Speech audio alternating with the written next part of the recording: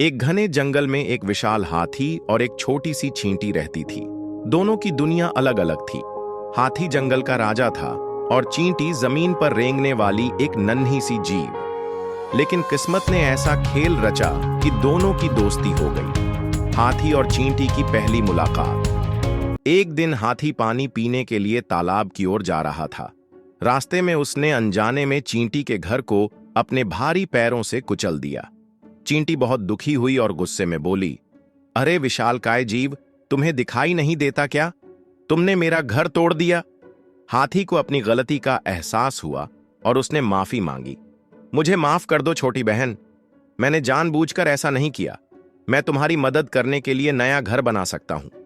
चींटी को हाथी की विनम्रता पसंद आई और उसने कहा, अगर तुम सच में मेरी मदद करना चाहते हो तो दोस्ती कर लो। दोस्ती का इम्तिहान शुरू होता है। धीरे धीरे दोनों की दोस्ती गहरी हो गई। वे रोज बातें करते और एक दूसरे की परेशानियां समझते। लेकिन एक दिन जंगल में एक शिकारी आया। उसने हाथी को पकड़ने के लिए जाल बिछाया और उसमें मीठे गन्ने डाल दिए। हाथी जैसे ही गन्ने की खुशबू से आकर्षित होकर आगे बढ़ा, वह जाल में फंस गया। चींटी ने यह देखा और तुरंत समझ गई कि उसके दोस्त को बचाना होगा। वह दौड़ते हुए शिकारी के पास गई और उसके पैर में काट लिया।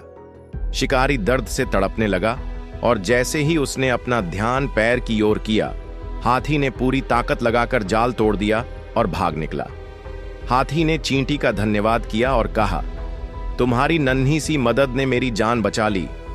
अब मुझे समझ आया कि सच्ची दोस्ती ताकत से नहीं बल्कि दिल से होती है।